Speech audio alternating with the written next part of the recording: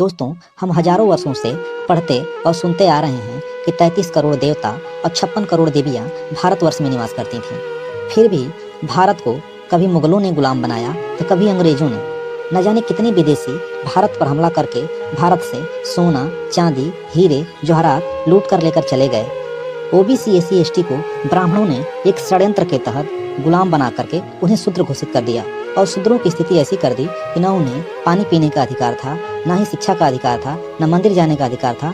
उन्हें समानता और भाईचारे का कोई दर्जा नहीं दिया गया। फिर भी कोई भी देवी देवता उन्हें बचाने नहीं आया।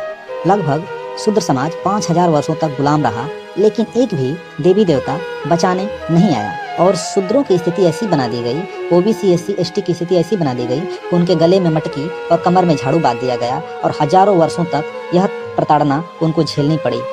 ओबीसी, एससी, एसटी के इस गुलामी के बंधन से किसने मुक्त करवाया? तो साथियों, वह थे परम पूज्य बोधिसत्व बाबा साहब डॉक्टर भीमराव अंबेडकर। इन्होंने संघर्ष करके अपने संविधान के माध्यम से, अपनी कलम की ताकत से ओबीसी, एससी, एसटी और शूद्र समाज को आज़ाद करवाया। तो दोस्तों, बने रहिए इस वीडियो में। हम लोग जानेंगे कि बाबा साहब अंबेडकर ने कैसे संघर्ष किया था और उनकी कुछ अनसुनी बातें आप लोगों के बीच में मैं लेकर के आया हूँ। तो दोस्तों, अगर आप चैनल पर नए हैं तो चैनल को सब्सक्राइब कर लीजिए, वीडियो को लाइक कर दीजिए और कमेंट करके बताइएगा इसमें कौन सी बातें आप जानते थे, कौन सी नहीं जानते थे। साथियों, चलिए वीडियो शुरू करते हैं। डॉक्टर बाबा साहब अंबेडकर के नाम पे है दुनिया की सबसे बड़ी लाइब्रेरी।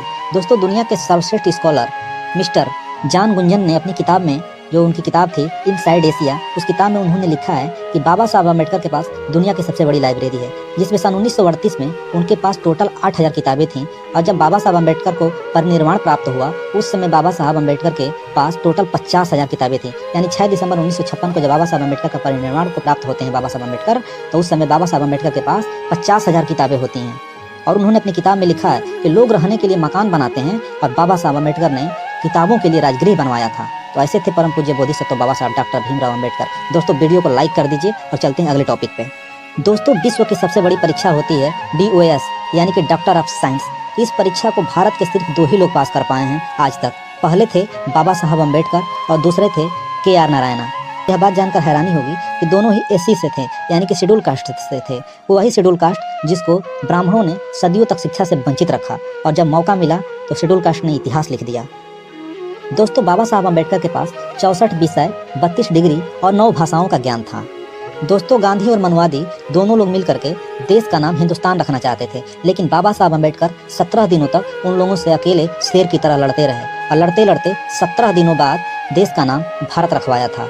साथियों, बाबा साहब अंबेडकर जानते थे कि हम मनुवादी आगे चल करके साजिश के तहत देश का नाम भारत को हिंदुस्तान घोषित कर देंगे। इसलिए उन्होंने संविधान के पहले पेज पर ही उन्होंने लिखा है, India that is Bharat. India का मतलब सिर्फ भारत है, ना कि हिंदुस्तान। इसलिए उन्होंने लिखा इंडिया दैट इज भारत। दोस्तों, तिरंगे के ऊपर अशोक चक्र बाबा साहब अंबेडकर ने लगवाया है, वरना गांधी तो तिरंगे के ऊपर चरखा लगवाने के लिए नंगा हो गए थे। दोस्तों, मनुवादी और सामंती लोग चाहते थे कि जो मजदूरी होती है वह 12 घंटे की हो और लोग 12 घंटे ड्यूटी करें, लेकिन बाबा साहब अंबेडकर अड़ गए और लड़ करके उन्होंने 12 घंटे को काट करके 8 घंटे करवाया। इसीलिए लोग आज ड्यूटी 8 घंटे की करते हैं। इसमें भी परम पूज्य बाबा साहब अंबेडकर का बहुत योगदान है।